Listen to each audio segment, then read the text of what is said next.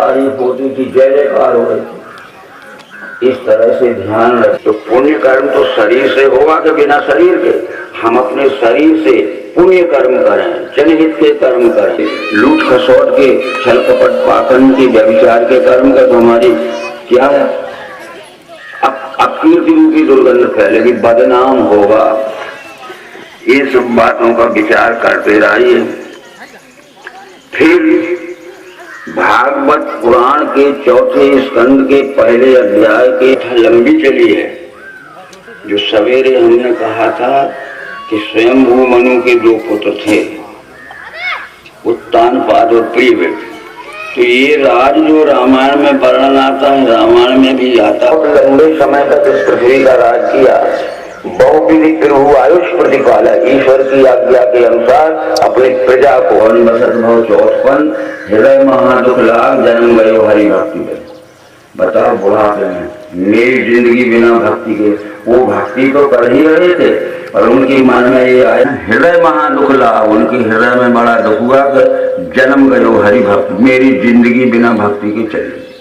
लो वरवश राज सुतैनत दीना, नारी समेत गबन बन कीना। अरे अपने पुत्र प्रिय 1,32,000 वर्ष का कलयुग होता है, 8,96,000 वर्ष का द्वापर होता है, 8,64,000 का द्वापर होता है, उसके बाद 12,96,000 वर्ष का त्रेता होता है और 17,28,000 वर्ष का सतयुग होता है। 17,28,000 वर्ष का सतयुग है, 12,96,000 वर्ष का त्रेता है, 8,64,000 वर्ष का द्वापर, 4,32,000 वर्ष का युग है। इन चारों युगों को जोड़ दीजिए और 100 में गुणित कर दीजिए तो भी 11 अब नहीं होते। कोई मास्टर हो तो बुला ले, समझ रहे बात? अरे 17,28,000 वर्ष का सतयुग होता है, 12,96,000 वर्ष का त्रेता होता है, 8,64,000 वर्ष का द्वापर होता है और 4,32,000 का कलयुग होता है। इन चारों युगों को इकट्ठे जोड़ के जो 100 को गुणित भी कर दे तो भी 11 अरब नहीं हो। तो कहते अकेले प्रियव्रत में 11 अरब वर्ष राज किया। समझ में आती है बात? तो इस 11 अरब बाण ने अपने पुत्र वैवस्वत मनु को दिया। वैवस्वत मनु का नाम श्राद्धदेव मनु था। श्राद्धदेव मनु इसलिए था कि उनकी पत्नी का नाम श्रद्धा था, तो उन्हें कहते श्राद्ध मनु, वैवस्वत मनु, स्वयंभू मनु, मनु 14 होते हैं। कौन सा मनु? अरे विवस्वान ने अपने बड़े पुत्र श्राद्धदेव मनु को दिया और वैवस्वत मनु नाम उसका, तो उनकी पत्नी का नाम कहते हैं। शंकर जी का नाम ले तो उमा शंकर कहते हैं, नारायण का नाम ले तो लक्ष्मी नारायण कहते। पहले पत्नी का नाम आता तो श्राद्धदेव मनु को दिया विवस्वान ने नाम। और श्राद्धदेव मनु ने ज्ञान अपने पुत्र इक्ष्वाकु को दिया। मनु इक्ष्वाकु वे ब्रवीत एवं परंपरा प्राप्त में राज ऋषियों बिंदु सकाले की परंपरा हजारों वर्ष तक चलाई। उसने विद्यालयों में ये ज्ञान भेज दिया। तो हर एक विद्यालय में, स्कूल में पहले विष्णु दर्शन का पद, विष्णु परमात्मा की पहचान कराने वाला ज्ञान देना चाहिए। तो ज्ञान की परंपरा चलाई, जो ज्ञान योग नष्ट हो गया। इसी ज्ञान को देने के लिए पृथ्वी का में रामचंद्र आ गए। रामचंद्र जी का ज्ञान, ये रामचंद्र जी के जाने के बाद 11,000 वर्ष तक क्या भूल गए। तो कृष्ण कहते हैं कि वही ये पुराना ज्ञान मैंने आज करूंगा। जो सतयुग में भगवान के पास ही मानव जगत भूल गया, वही ज्ञान देने के लिए अर्जुन में आया हूँ। ऐसे परंपरा प्राप्त राजर्षियों को मिला तो बहुत काल जाने से पाप योग मिटा, वही ये पुराना ज्ञान मैंने याद किया। और जब कृष्ण जी के चले जाने के बाद 5 दिन आया, ये अवतारों की परंपरा है। ऐसे परंपरा प्राप्त राजर्षियों को मिला। इस तरह से मायावी जी कहते हैं कि मैं तो लड़ाई झगड़े की बात नहीं करूंगा, तो सड़क पर पापी निकालने के लिए मैं बुद्ध अवतार बन के आया हूँ। खूब समझाऊंगा और समझाते समझाते मेरी बात जो नहीं मानेगा तो जब सब जगह आके धार है तो दृष्टि स्वधन सुरकली द्वारा दूंगा। 10 बार अवतार कल की बन के आऊंगा और घोड़े पर बैठा रहूंगा और बिना ज्ञान की तलवार। बुद्ध अवतार में बहुत समझाया था। अब तुम नहीं मानते हो तो घोड़े पर बैठा हूँ, मानते हो कि नहीं? तुम कहोगे सुन तो लीजिए, नहीं हाँ और ना में उत्तर दीजिए। मानते हो तो आ जाओ, नहीं मानते हो चले जाओ। सामधाम सामधाम, बस हो गया।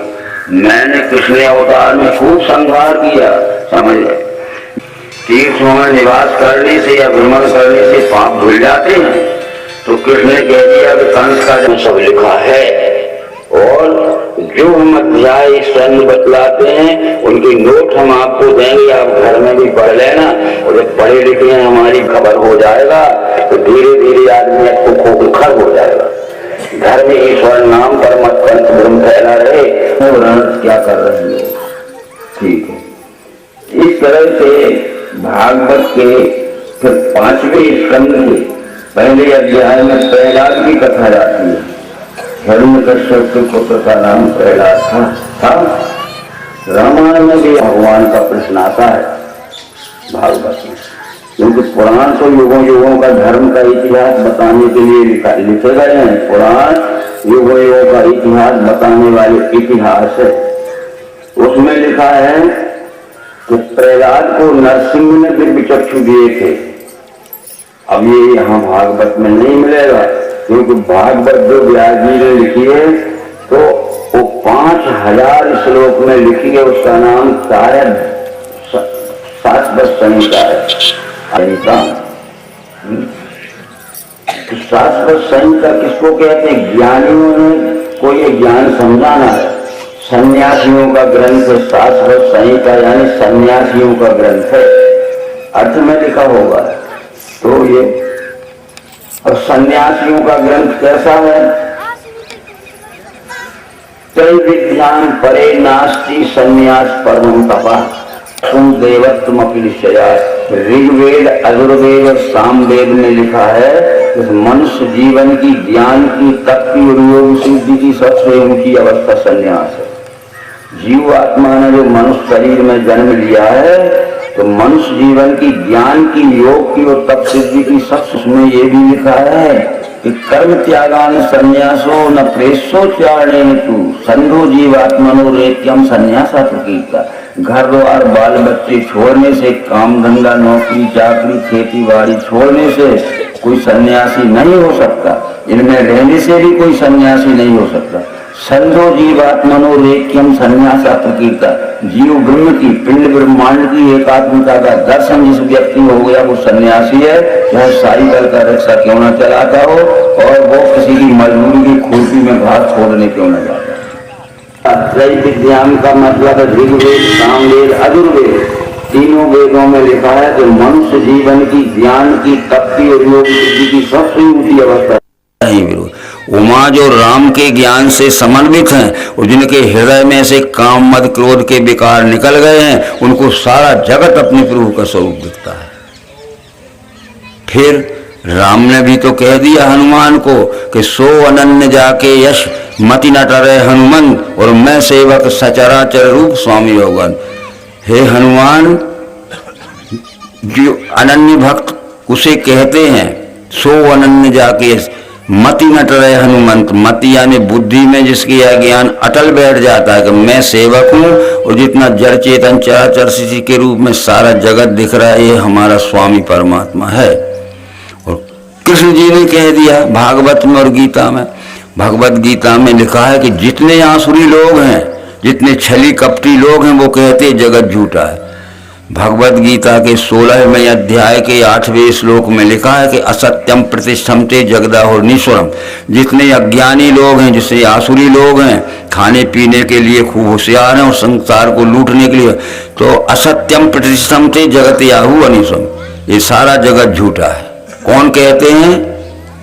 16वें अध्याय में कृष्ण अर्जुन से कहते हैं कि जितने आसुरी लोग हैं, बुद्धिहीन लोग हैं, वो कहते हैं जगत झूठा। हम तो यही बताने आए हैं अर्जुन, एहे कस्थम जगत कृतिष्णम पश्चाद सचराचरम मम देह गुड़ा के। एक ही देह में मेरे हिस्से से पार्थ देख तू चराचर जगत सारा और भी जो चाहे। परंतु एक बात फिर समझ लीजिए आप कि रामायण में एक जगह लिखा है कि जगत झूठा है, पर कहने वाला पात्र कौन है ये भी ध्यान रखना। तब 10 कंठ विविध विधि समझाई सब नारी, नस बर रूप जगत सब मन में करो। रावण ने अपनी सब रानियों को बुला लिया और रावण कहता है कि ये जगत झूठा है, रावण कह रहा है। और राम ने तो हनुमान को कहा जगत ही परमात्मा। अब राम कह रहे हैं कि जगत ही परमात्मा है, शंकर भी कह रहे हैं जगत ही परमात्मा, पर रावण क्या कह रहा है? तब 10 कंठ विविध विधि समझाई सब नारी, नस बर रूप जगत सब मन में। रामायण में लिखा है रावण, अरे कहने वाला राम है क्या है? रावण है। एक गीता में ही इसमें भी लिखी है बात, और भागवत में भी लिखी। तो इन सब बातों का विचार करने के लिए अपनी बुद्धि को सात्विक बुद्धि बनाइए। हैं, सत्वगुणी बुद्धि इस बात को जानती है, रजोगुणी बुद्धि विषय भोग समेटती है और विषय भोगों में मस्त रहती है, उसे ज्ञान का कोई मतलब है। और ज़्यादा से ज़्यादा होगा तो नाम लेगा परमात्मा का, परंतु लूट मार नहीं छोड़ेगा।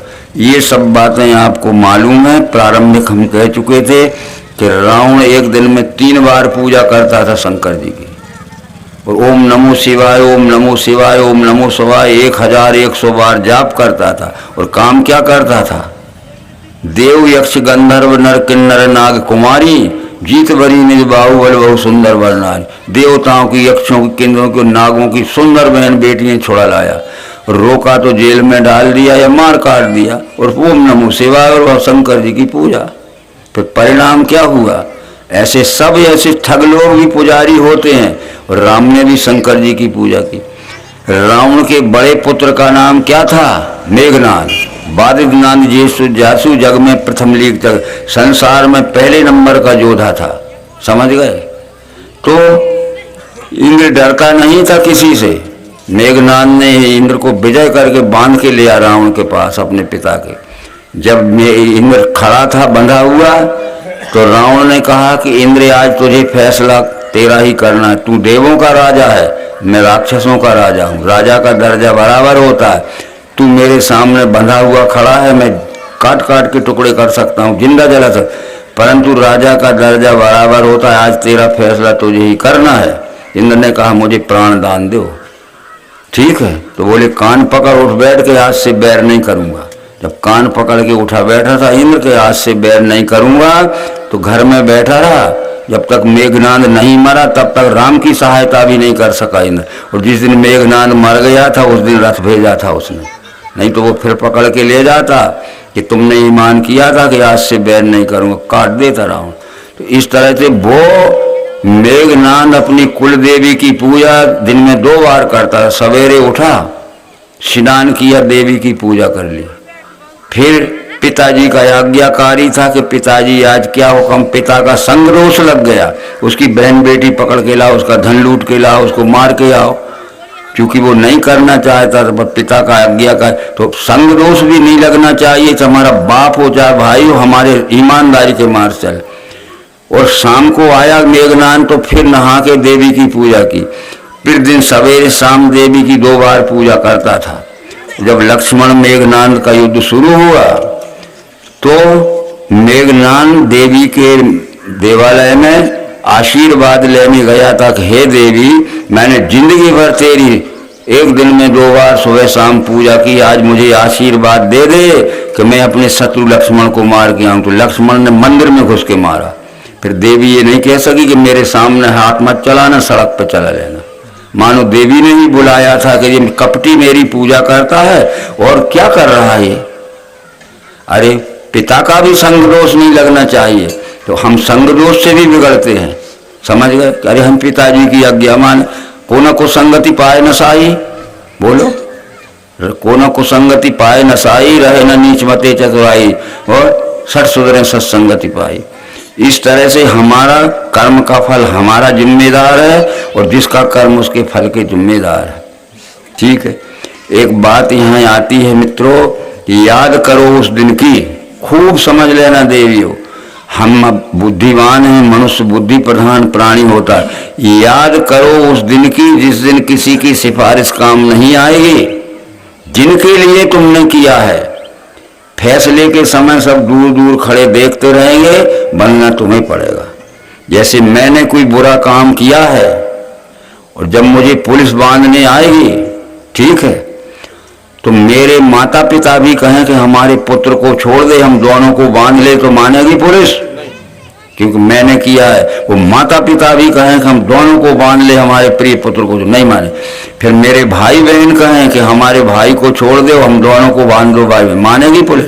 हमारी प्रिय पत्नी भी कहे कि मेरे प्रिय पति को छोड़ दो, मुझे बांध ले, मानेगी पुलिस? अरे जिसने किया है उसको बांधना पड़ेगा, फिर काय को बुरा करते हो अपने परिवार के लिए? याद करो उस दिन की जिस दिन किसी की सिफारिश काम नहीं। जिन बीवी बाल बच्चों के लिए, पत्नीवादी पुत्रों के लिए आपने दुनिया भर का बुरा काम करके घर समेटा, घर में समेटा, बनना पड़ेगा तुम्हें। तो जो कर कर्म पाए फल सोई, निगम नीति अस कहे सब कोई, काहू न कोई सुख दुख दाता, निज कर कर्म भोग सब भ्राता, और कर्म प्रधान विश्व रच राखा, जो जस करे सो तस पर। किसी के संग दोष न मत लगना, को न कुसंगति पाए न था, कोई भी हो। तो इस तरह से इन बातों का विचार करना है। और तीसरी बात ये आती है फिर इसमें कि जी इसको कह के अपन समाप्त करेंगे। अब आप ये मत समझना कि शाम तक वो, जब हम दही डालते हैं ना घी निकालने के लिए, तो मथानी चलाते हैं तो ऊपर क्या आ जाता है, और घुमाते जाओ तो मक्खन भी घुल जाएगा, तो उतना उठा लीजिए बस। तो इस तरह से सार सार को गहरा है, भूसा दे उड़ाए, सदगुरु ऐसा चाहिए जैसे सूसवा। तो सार को पकड़ लीजिए, अपन समझदार हैं भाइयों, और इतना समझ में नहीं आता है तो फिर अभ्यास करिए और सत्संग मत छोड़ना। एक प्रसंग आता है, इसके बाद छोड़ देंगे हम। खूब ध्यान रखना है आप। महाभारत जो लिखा गया है उसके रचना काल 3 है। महाभारत के अंतर्गत भी भागवत आती है, महाभारत के अंतर्गत रामायण भी आती। 1 लाख श्लोक पे लिखा, इतना बड़ा पुस्तक है, 18 पर्व हैं उसमें। तो महाभारत जब लिखा गया है तो व्यास जी उसके लेखक हैं। अष्टो श्लोक सहस्त्राणी, अष्टो श्लोक शतानी चा। व्यास जी कहते हैं मैंने 8800 श्लोक लिखे हैं, और इसका नाम महाभारत नहीं है, इसका नाम जय संहिता है। इसलिए हर एक पर्व के शुरू में लिखा है कि नारायण नमस्कृत नरम चैव नरोत्तम, देवी सरस्वती चैव ततो जय मुदीरेत। उस ग्रंथ का नाम महाभारत नहीं है, जय संहिता है, क्योंकि धर्म की जय हो गई, उनकी पांडवों के अधर्म का नाश हो गया। कौरवों क्या नाम था जी? हर एक पर्व के शुरू में लिखा है कि नारायण नमस्कृत नरम चैव नरोत्तम, देवी सरस्वती चैव ततो जय मुदीरे। मैं नारायण को और देवी सरस्वती को नमस्कार करके जय संहिता लिख रहा हूँ। अष्टो श्लोक सहस्त्राणी, अष्टो श्लोक शतानी। मैंने जो लिखे हैं 8800 श्लोक लिखे हैं। आज भी महाभारत रखा है, अपने सामने रख लेना, और व्यासोवाच श्लोक निकाल लेना, 8800 श्लोक हैं। अरे महाभारत के समय तो परीक्षित का जन्म ही नहीं हुआ था, वो तो उत्तरा के गर्भ में था, समझ गए। उसके बाद जन्म हुआ। कृष्ण जी, अश्वत्थामा ने जहर दे दिया था कि गर्भपात हो जाए तो पांडवों का वंश ही खत्म हो जाए, पर कृष्ण जी ने गर्भपात बचा लिया था। राम बाणों से, देखो उसमें सुदर्शन चक्र घूम रहा था, ये गड़बड़ सरबड़ छोड़ दे। आज राम बाण दवा होती है नहीं, तो कृष्ण जी ने गर्भपात बचा लिया। उसके बाद परीक्षित का जन्म हुआ। परीक्षित जब 40 वर्ष का हो गया तो वैशंपायन ने परीक्षित को सुनाई थी कथा। अब वो बात अलग है कि जब मरे सांप की आएगी, तो उस वक्त वैशंपायन क्या लिखते हैं, चतुर्विंशति सहस्त्राणी चक्रे भारत संहिताम। 8800 श्लोक तो व्यास जी के हैं ही, पर 24,000 श्लोक मैंने 40 वर्ष के बाद जोड़े हैं। चतुर्विंशति सहस्त्राणी चक्रे भारत संहिताम, तो 8800 श्लोक व्यास जी के हैं और 24,000 श्लोक वैशंपायन ने मिलाए हैं, और उसका नाम बदल रहा हूं मैं। अब जय संहिता नहीं रखूंगा, इसका नाम भारत रख रहा हूं। चतुर्विंशति सहस्त्राणी चक्रे भारत संहिता। और एक शब्द और बदला, जहां लिखा है उसमें कि नारायण नमस्कृत नरम चैव नरोत्तम, देवी सरस्वती चैव, तो देवी सरस्वती व्यासम। मैं नारायण को और सरस्वती को, व्यास जी को नमन करके अब इसका नाम बदल रहा हूँ, भारत रख रहा हूँ। 24,000 श्लोक अब भारत नाम रखा। पर उनकी लगभग 1 शताब्दी बाद सूत जी ने कहा, सोनकादि ऋषियों, तो एकम सहस्त्राणी वही युक्तम वही निबोध, एकम शत सहस्त्राणी मयुक्तम वैन, 1,00,000 श्लोक मैंने किए हैं, सूत जी कहते 100 वर्ष बाद। एकम शत सहस्त्राणी, 100,000 श्लोक मेरे समय में किए हैं मैंने जोड़ के, अब इसका नाम महाभारत हो गया। तो खूब समझ लीजिए आप बस। इसलिए व्यास रचित जो 8,800 श्लोक का क्या है जय संहिता, उसमें कहीं नहीं लिखा है कि द्रौपदी के 5 पुत्र हैं। यहाँ रख लेना भारत, और भारत को पढ़ने वाले को बुला लेना तुम। कहीं नहीं लिखा है कि द्रौपदी के 5 पुत्र थे। द्रौपदी विश्व सुंदरी तरुणी थी। त्रेता में 3 विश्व सुंदरी तरुणी थी, मंदोदरी, तारा और अहिल्या। उस समय भी विश्व सुंदरी तरुणियों का चुनाव होता था, सिलेक्शन होता था। वो 18 से 16 से 22 वर्ष तक की महिला जो होती थी वो अनमैरिड होती थी, पर शादीशुदा नहीं होना चाहिए, वो चुनाव में खड़ी होती थी। तो त्रेता में तारा, मंदोदरी, अहिल्या ये विश्व सुंदरी तरुणी थी। और द्वापर की 2 सुंदरी थी, कुंती और द्रौपदी, 5 कन्याएं कहलाती। फिर आज तो उनको चुनाव में कन्या लिख दिया गया, क्योंकि शादी नहीं है तो कुमारी लिखा गया। कल शादी कर ले कुछ भी हो जाए, पर आज के रिकॉर्ड में कन्या है। ठीक, तो ये द्रौपदी विश्व सुंदरी तरुणी थी, उसको हड़पना चाहते। तो कुंती ने ये कहा था कि ये विश्व सुंदरी तरुणी है, इसको अकेली मत छोड़ना, एक व्यक्ति इसके संरक्षण में इसके पास हमेशा रहना चाहिए, नहीं तो कोई भी उठा ले जाएगा। एक बार ऐसा आया था कि वो अकेली रह गई थी, तो दुर्योधन का बहनोई जयद्रथ उठा के ले भगा था। पढ़ा होगा आपने? कह रही नहीं पढ़ा, आप ही सुना रहे। और तब भीमसेन ने बड़ी मुश्किल से छुड़ा पाया था, उसको काला मुंह कर किया था। परंतु दूसरी बात थी कि जब वो वनवास के समय में थी, वो विराट राजा का साला, क्या नाम था जी, कीचक, वो हड़पना चाहता था, समझ गए। और वहां वो विराट के यहाँ द्रौपदी थी, उसका साला हड़पना चाहता। तो इसने, द्रौपदी ने कहा भीमसेन से, मिलते थे या इधर उधर से सब छुपे थे अज्ञातवास, कि ये तो कीचक ऐसा है कि एक दिन मेरे साथ को कर्म कर देगा, तो इसका रक्षण करना जरूरी है। तो भीमसेन ने कहा कि तुम तिथि निश्चित कर दो उसको, कि अमुक रात को मेरे पास आ जाना, मैं कमरे में मिलूंगी। ठीक है, ठीक।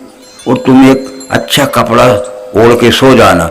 तो तुम नहीं सोना, जिस कमरे में तुम तिथि निश्चित करोगे मैं सो जाऊंगा कपड़ा ओढ़ के, और वो आएगा शराब पी के कि आज मेरी कामना पूरी हो गई कृष्णा, आज तुमने मुझे समय, और वो जो मुझे आलिंगन करे मैं मसल डालूंगा साले। तो वो तिथि निश्चित कर दी द्रौपदी ने और सो गया। कौन? भीमसेन। अब वो आ गया शराब पी के कि अरे आज तो कृष्णा भी नाम था, द्रौपदी ने मुझे पसंद कर लिया, और उघाड़ने लगा, लिपटने लगा। भीमसेन ने पकड़ के उसकी कचूमर निकाल दी, ऐसा बचाया था। इसलिए वो यही कारण था, समझ गए ये 5 कन्या। तो ये कहा था कुंती ने कि ये द्रौपदी विश्व सुंदरी तरुणी है, इसको अकेली मत छोड़ना, नहीं तो कोई ना कोई ले भागेगा सबकी। और दुर्योधन कह रहा था कि सारा राज भी ले लिया जाए पर अकेली द्रौपदी मिल जाए, समझ गए। बताओ, ऐसे ऐसे रीझने वाले थे ये बात। तो फिर भागवत के 5वें स्कंद में लिखा है, अब आप लोग ध्यान से समझ लीजिए बहनों, कि गुरु न सस्यात्, पिता न सस्यात्, माता न सस्यात्, जननी न सस्यात्, पति न सस्यान, यो न मोचयेत या संपेत मृत्युम। ये भागवत के 5वें स्कंद के 18वें श्लोक में लिखा है, देख लेना आप। कि पति संरक्षक को कहते हैं, आप लोग समझदार समझ लीजिए। जैसे इस सभा में हमने एक उदाहरण देते हैं कि राधे लाल को सभापति बना दिया। सभापति क्यों बनाया जाता है? सभा का पति।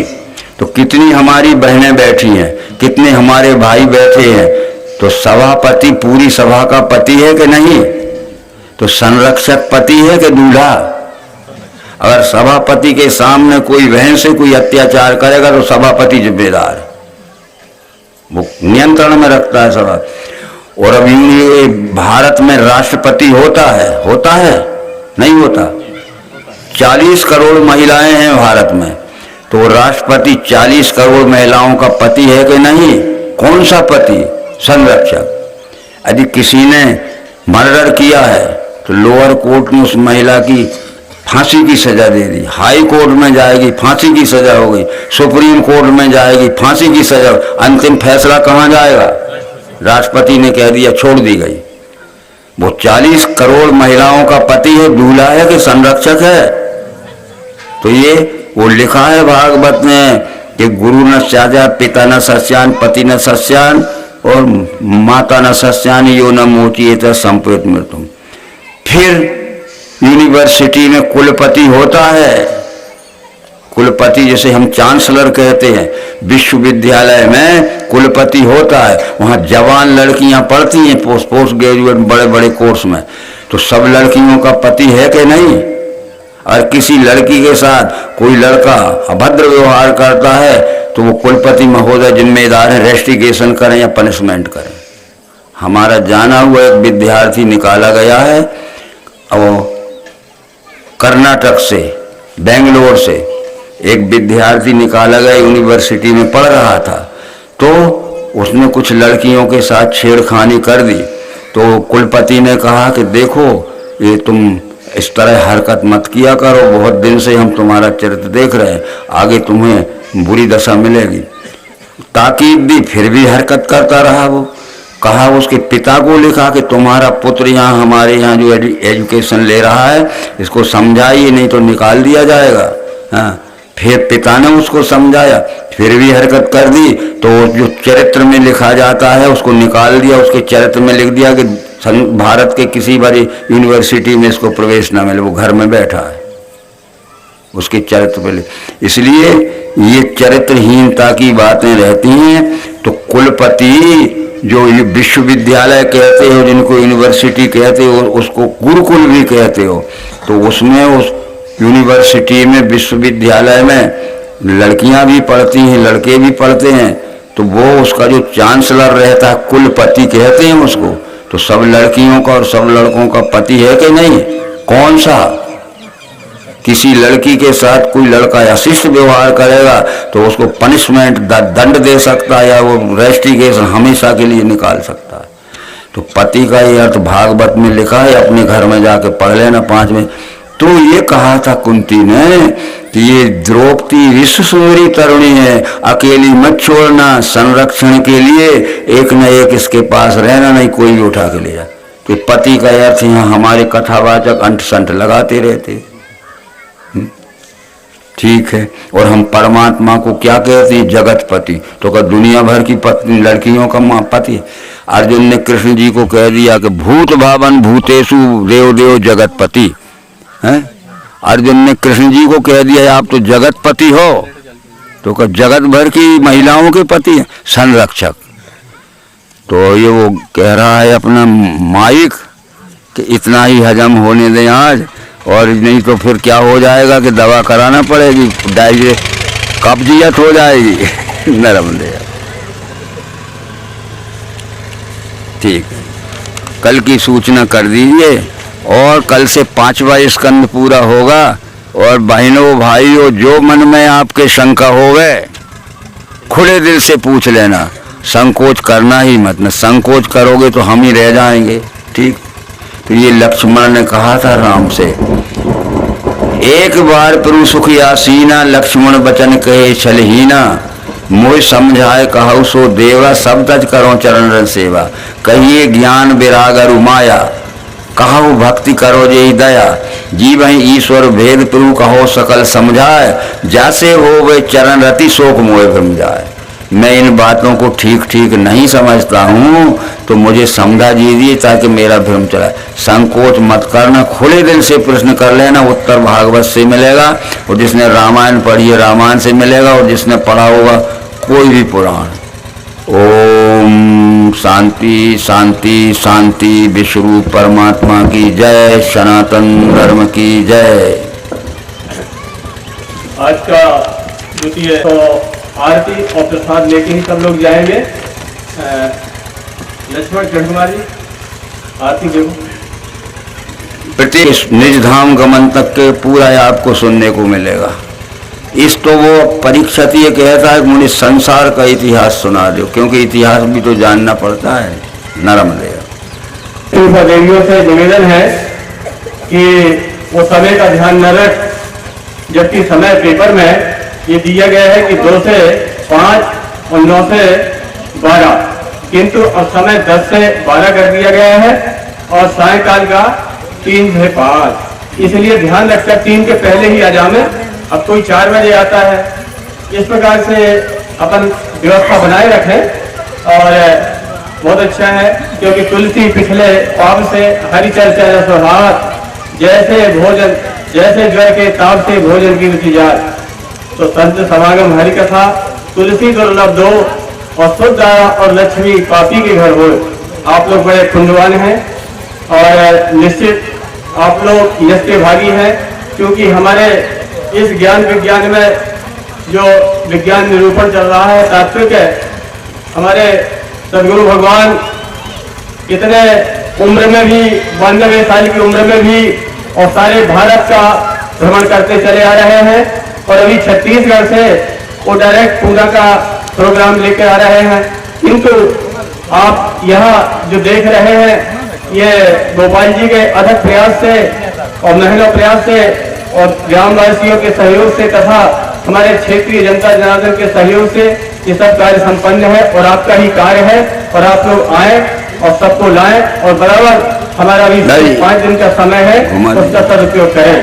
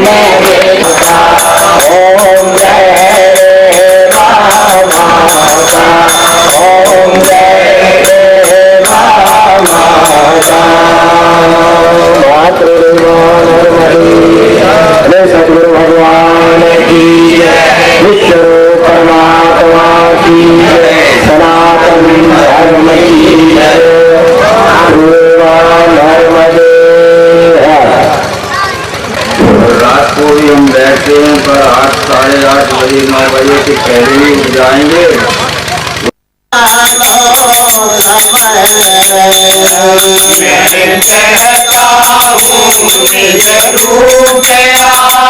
तुम्हारी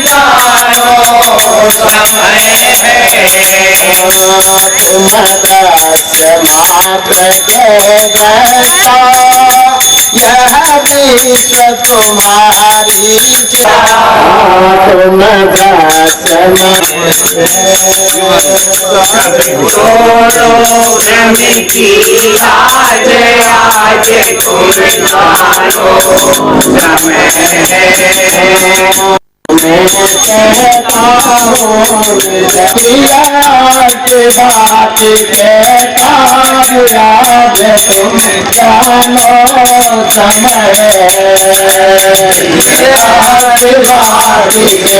आज तुम जानो समय मैं कहता हूँ निज रूप आज तुम जानो समय आज तुम जानो समय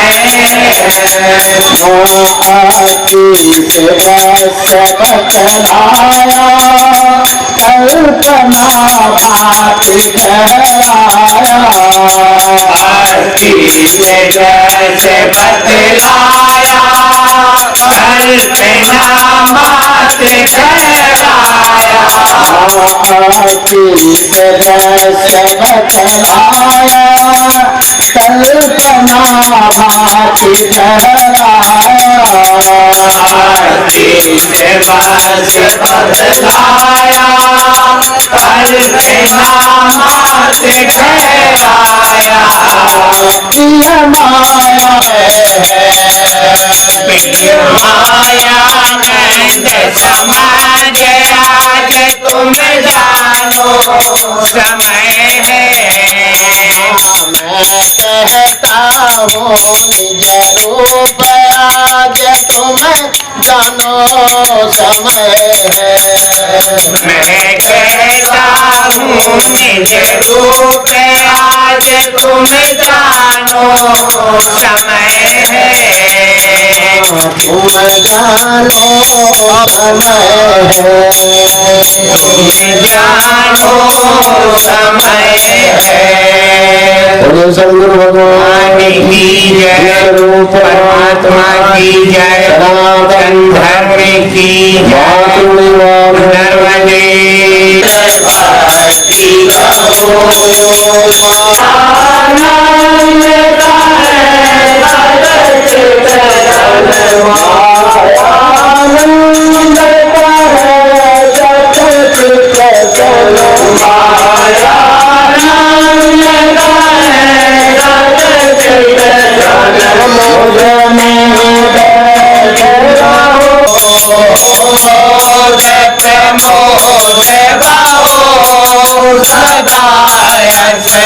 निर्मल भक्ति गहो मोद प्रमोद बहो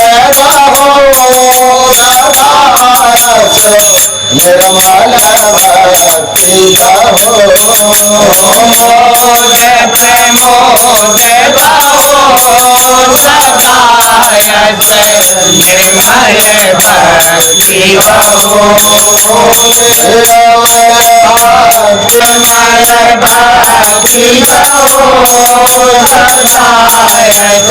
निर्मल भक्ति गहो निर्मल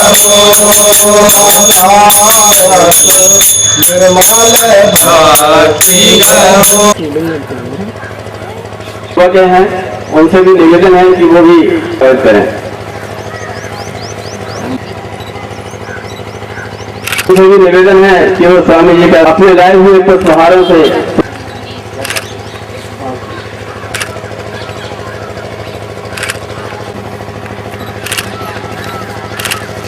साड़ी से पीछे कर लीजिए हल्की से चेहरा दिखना चाहिए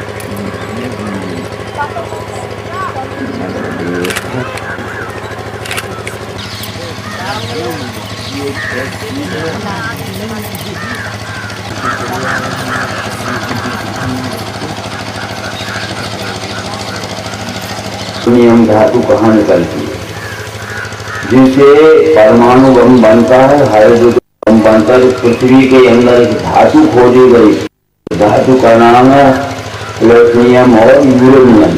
वो यहाँ लाई गई उसमें से फैक्ट्रियाँ खोल के बड़े बड़े बम बनाए गए। तो बम तो होता है छोटा पर 10 मील तक के घाट जल जाते और मकान टूट जाते यहाँ पड़क गए। ये इस तरह से राज्य की रक्षा के लिए और भूख को मारने से खुशहाल रहे क्योंकि पृथ्वी 4 पाँव की अरे 4 पाँव की लोग तो वैसे ये चारों वर्ण के लोग तो यहाँ रहते हैं ब्राह्मण के इनकी लिए उसने सब कुछ किया। आगे भागवत आप पढ़ लेना इस विषय में वो बात रह गई थी और वो मरा नहीं था। जो अध्यात्म शास्त्र को नियम लागू होते हैं, गीता रामायण भागवत आदि को, और भौतिक जगत में भी वही लागू होते हैं। संख्या और कुचला नाम के जो जहर होते हैं, मालूम होगा आपको किसी पर, जब फार्मेसी में ले जाकर औषधि निर्माणशाला में ले जाकर संख्या को शुद्ध किया जाता है, कुचला को शुद्ध किया जाता है, तो मरासन रोगी को दवाई दी जाती है। अज्ञान होगा, अज्ञान भगा नहीं, अज्ञान ही विज्ञान है। तो ये बातें हम सब पढ़ते हैं। हनुमान ने अपनी अवस्था सुनाई थी, क्या सुनाई थी? बार बार इसी को लीना कभी चंचल सभी लीना, एक में तो बुद्धि करने ऊंचे कोई जाति का नहीं, रामायण रख लेना। कहो परम में सवन कुलीना, मैं भी भला कहूँ कौन ऊंची कुल जाति का। कभी चंचल सभी लीना, हम धर्म में रहने वाले नाम हमारा था जिनका ही मिल जाए। अगर सवेरे हमारा कोई नाम ले देता था या हनुमान को घूमते देखा, तो घर में खाना पीना नहीं होते, छुट्टी बैठे बैठे निकलेंगे तो पटक पटक मारेगा। अरे सवेरे नाम लेते तो काय नाम मिल रहा है? डरते थे हम, अज्ञानी थे। असमय अभम कथा को वो कर रही बीवी समय अदम था, तो मेरे ऊपर राम ने सवेरे अगर सुन लेते थे हनुमान को घूमते देखा है तो घर में खाना पीना भी नहीं होगा, तो भूखे बैठे रहते।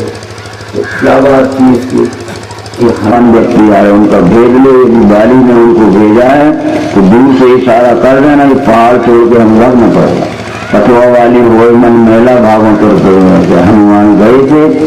तो किसिंगा कांड के तीसरे दोहे में लिखा है, तो सो अनन्य जाति यशुगा, वहां लिखा है पवन करें बल पवन समाना बुद्धि विवेक विज्ञान मिला, उसकी बुद्धि में विज्ञान आ गया। तो हमारे मर करते हैं, तो विज्ञान से हमारी बुद्धि को प्रकाशित करते हैं। बस क्या लिखा है? पवन तनय बल पवन समाना बुद्धि विवेक विज्ञान मिला। इनको हमारी खेती बाड़ी में चलेगी, क्या हमारा काम धंधा न चलेगा, क्या हमारी शादी नहीं दी, वो अपनी जवानी का खून अपने पिता को ले लिया। अब समझ सकते हो तो समझो। तो ये सब बातें, इनके कुछ भावार्थ अलग रहते हैं और इनके शब्दार्थ कुछ अलग रहते हैं। तो अध्यात्म रामायण में श्री रामचंद्र जी ने अपने छोटे भाई लक्ष्मण को ये ज्ञान दिया है उत्तरकांड में। लक्ष्मण किसी बात को समझने के लिए भाषा शास्त्र में 3 नियम होते हैं, जहित स्वार्थ लक्षण, अजह स्वार्थ लक्षण और मिश्रित लक्षण। जैद स्वार्थ लक्षण भाषा शास्त्र के उस नियम को कहते हैं कि जो हम शब्द बोलते हैं शब्दार्थ छोड़ के भावार्थ लिया जाता है। ठीक है, वो भावार्थ क्या कहलाता है? जैद स्वार्थ लक्षण। हम किसी के घर में तो किसी से बुलाते, क्या खाना बन रहा है? अरे बन रहा है तो बनाया जा रहा है अपने आप। इसको क्या कहते हैं? जो शब्द हमने बोले थे शब्दार्थ को छोड़ के उसका लक्ष्यार्थ लेना पड़ेगा। बहुत सी बातें हैं। इसी तरह अन्य स्वार्थ लक्षण भाषा शास्त्र के उस नियम को कहते हैं। एक सिद्धांत दिया गंगायाम घोषा, गंगा में घोषियों के घर हैं। ठीक, तो उसका मतलब है कि ये तो मानना पड़ेगा कि गंगा में घोषियों के घर हैं, तो गंगा के पानी में घोषियों के घर हैं, गंगा के किनारे वो खरबूजे लगाते हैं नहीं, तो वो गर्मी में अपने घर में ताला लगा के चले जाते हैं, अपनी फसल की रखवाली करते हैं। क्या कहते हैं उनको? खरबूजे खरबूजे। जब कोई आता है तो घर में ताला लगा के देखा, देखता मोहल्ले वाले से पूछा कि इस घर का मालिक कहाँ है? अपन कहते हो तो 1 महीने से नदी में रहता है, नदी में रहता है, किनारे रहता है फसल लगाने। इसको कहते अजैब स्वार्थ लक्षण। यहाँ शब्दार्थ तो लिया ही जाता है पर उसके साथ नदी के पानी में नहीं रहता, किनारे रहता। ये कहते हैं कि इस घर का मालिक है, वो महीने से नदी में रहता है। नदी तो हम देवदत्ता ये लक्षण। एक 5 वर्ष का बालक एक व्यक्ति को मिला था, तो उसने पूछा कि पुत्र तेरा क्या नाम है? मेरा नाम देवदत्त है। वो संकेत अहम देवदत्ता, मेरा नाम देवदत्त है। अब बोल देवदत्ता, सा यानी वह, अहम यानी मैं, देवदत्त मैं वही देवदत्त हूँ जो 5 वर्ष की उम्र में। तो सोहम अस्मि की वृत्ति अखंडा रामायण में लिखा। सोहम अस्मि की वृत्ति अखंडा दीक्षिता कोई परम प्रचंडा आत्म अनुभव। तो जब संध्या दीप प्रकाशो परम प्रचंडा आत्म अनुभव सबसे प्रकाशा सब भाव वेद बोल। उसको 5 वर्ष 6 वर्ष की उम्र में जो बच्चा मिला था, तेरा क्या नाम है? मेरा नाम देवदत्त है। वो जब 20 वर्ष की उम्र में फिर कभी मिल गए, तो क्या नाम? बोले मैं वही देवदत्त हूँ जो आज 20 वर्ष